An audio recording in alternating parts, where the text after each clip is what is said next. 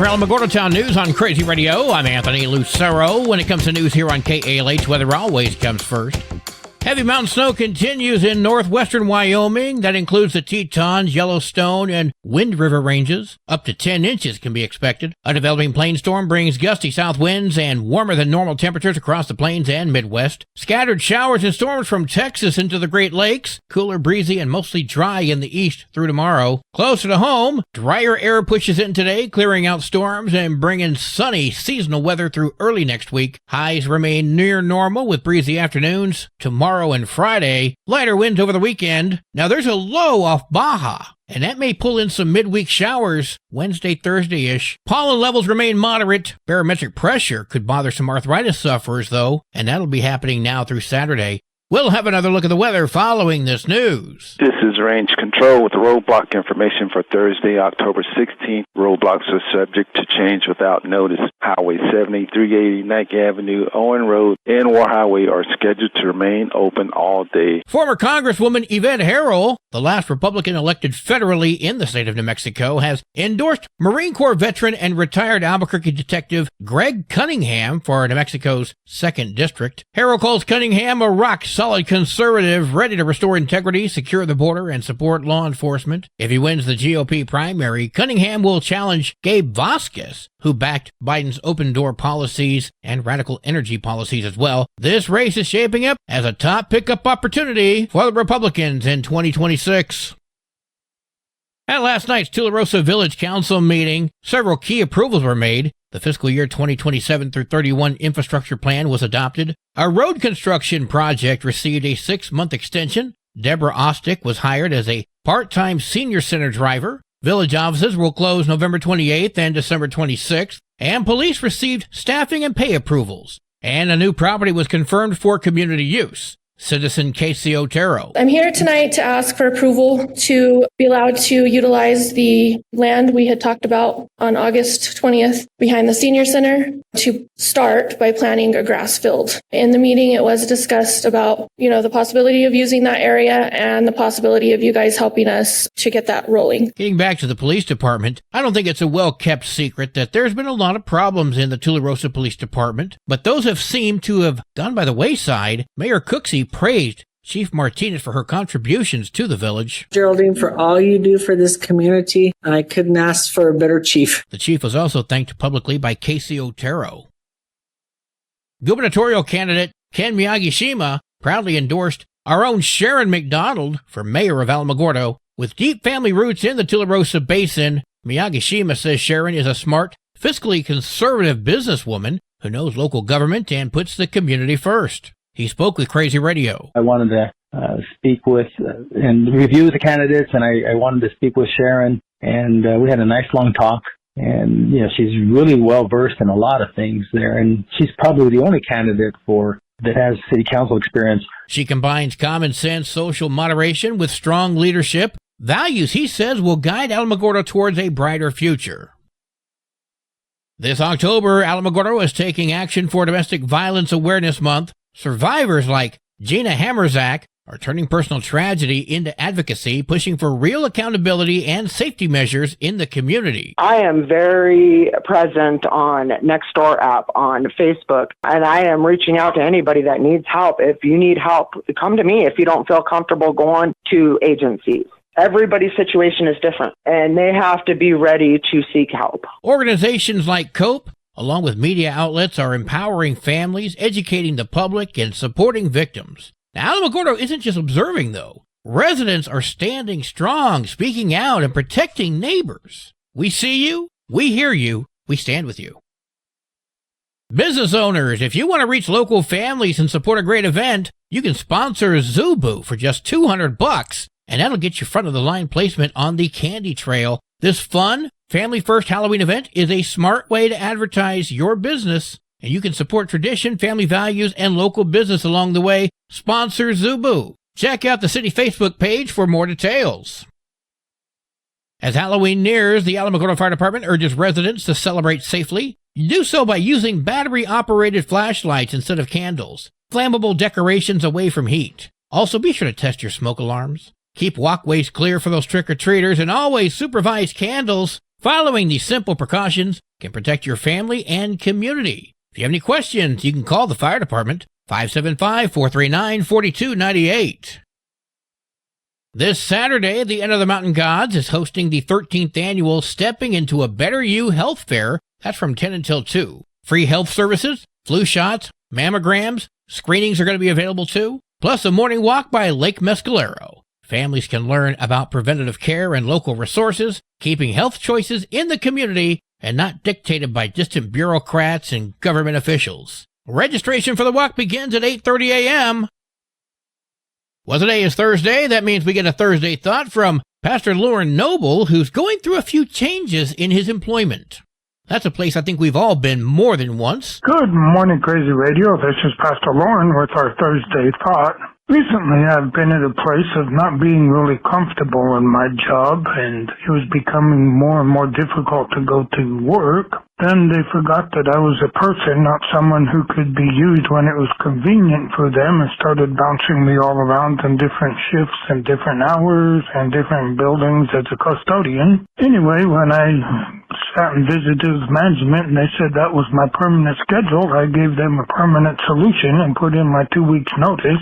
I actually feel more peace than I have in a while, so I'm believing that was the right move, and it did a lot for my self-worth. My work speaks for itself, and there have not been any complaints brought to my attention anyway, so I feel like I deserve better treatment than I'm getting right now from them. And I know there's a job out there somewhere for me, so just kind of been a struggle, and I'm just kind of happy to be out of where I'm at, see what opens. But let me say a prayer for those of others of us out there that are in the same situation as me. Lord, I do know that sometimes employers seem to forget that we're people and not just a convenience that they can use when they feel like it and when it covers them or it's in their best interest. And there's probably a lot of people out there right now that are kind of in the same situation I am, that it's just really becoming more and more difficult to go to work, but they may not be in a position to put their 2 weeks notice in right at present until they find another job. And I really can afford to do that with some other things going on in my life anyway. But I just pray for them that they're struggling with that same thing, that they'll find a sense of peace and that they'll find a job that would be better for them so that they can get out, because it becomes drudgery if you have to go to work and you feel like you're not wanted there. Amen. Until we meet up again, blessings to you. News from around the state in just a moment. This is Alamogordo Town News on Crazy Radio. I'm Anthony Lucero. Hi, it's me, here to tell you about AlamogordoTownNews.org. This is Otero County's #1 source for local news, sports, and community. Quite frankly, AlamogordoTownNews.org is the Big Lies news service online. AlamogordoTownNews.org is a Second Life Media affiliated company. Directory Plus is the right size book. It's the book if you need a phone book. That's what just one person has to say about Directory Plus. With its red cover, features, colorful yellow pages, and lots more, it's no wonder people all over use Directory Plus. It has so much more information. You can cross-check phone numbers or addresses or pretty much anything.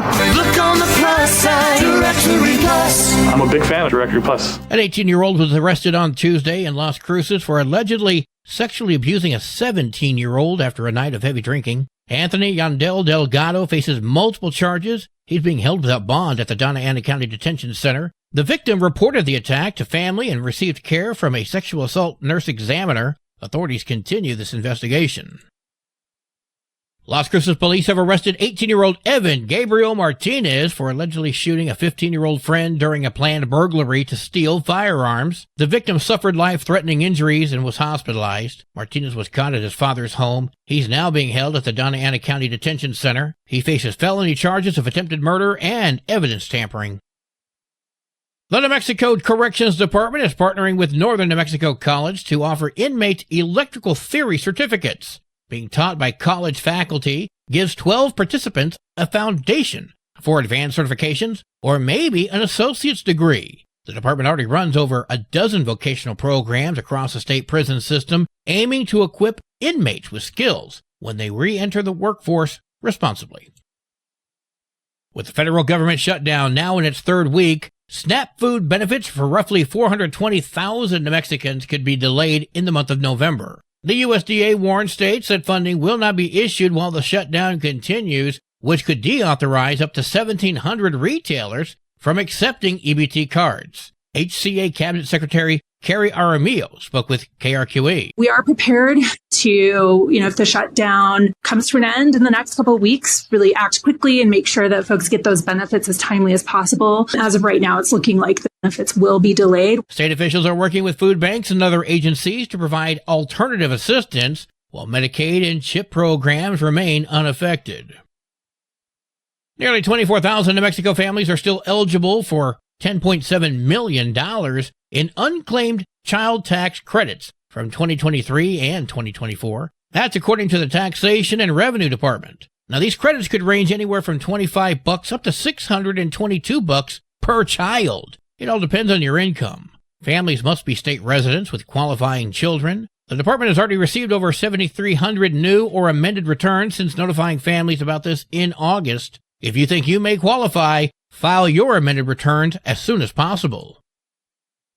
New Mexico students posted a 10-point gain in reading scores for grades 3 through 8, with Hispanic and Native American students showing strong improvement. However, math and science proficiency remains flat, with high school SAT math scores dropping from 16% to 12% over the last 3 years. We're really excited because we're seeing the highest one-year gains for our students in grades 3 through 8. PED Cabinet Secretary Mariana Padilla speaking with KOAT. What we know is when we make investments in a statewide initiative like we did with literacy, we can see the same improvement in math. And that's exactly what the Public Education Department is pursuing and asking for funding and support from the legislature to do that work. The Public Education Department is calling on the legislature to invest in early math screening, teacher coaching, and hands-on tutoring to replicate literacy gains in STEM subjects.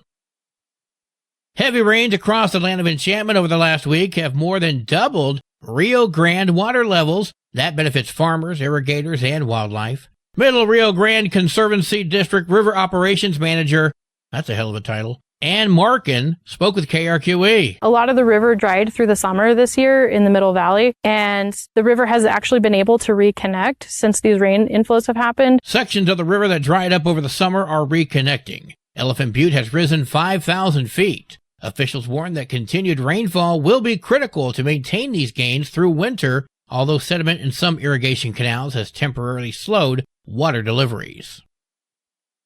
PNM is helping furloughed federal employees affected by the ongoing government shutdown. The utility is offering payment arrangements, assistance programs, and has suspended disconnections for those facing layoffs. Customers who received a red disconnect notice can submit a special consideration request, and that'll get you some extra time to pay these bills.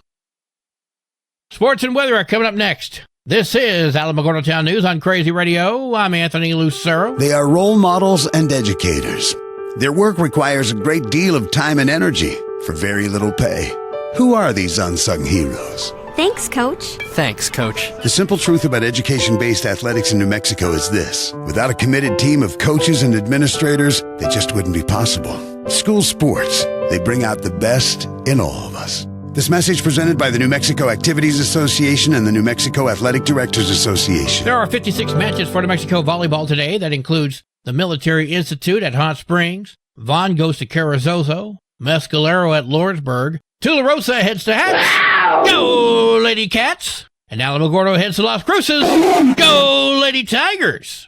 There are 8 games for New Mexico football today. That includes Las Cruces at Alamogordo. Go, Tigers. Your Crazy Radio spot-on weather forecast for the Tularosa Basin today calls for sunny skies, winds gusting up to 23 miles per hour. Mostly clear skies tonight, winds gusting up to 21. Sunny tomorrow, winds gusting up to 21. Your high today in the basin, 79. Low tonight of 54. High tomorrow, 75 degrees. In Cloudcroft, sunny skies today, winds gusting up to 24 miles per hour. Mostly clear tonight, winds gusting up to 21. Sunny tomorrow, winds gusting up to 23. Your high today in Cloudcroft, 59. Low tonight of 39. High tomorrow, 55 degrees. Local breaking news can be found on our website, alamogordotownnews.org, and you can learn more about Crazy Radio by visiting kalhradio.org. Also, check out the Crazy KALH Radio YouTube channel. That's where we post our daily newscasts, complete interviews, and other information which concerns everyone in the Tularosa Basin. Be sure to give this video a like and subscribe to our channel if you've not done that already. That way you too can remain informed of the goings-on in the Tularosa Basin. And that concludes this Thursday edition of Alamogordo Town News on Crazy Radio. I'm Anthony Lucero.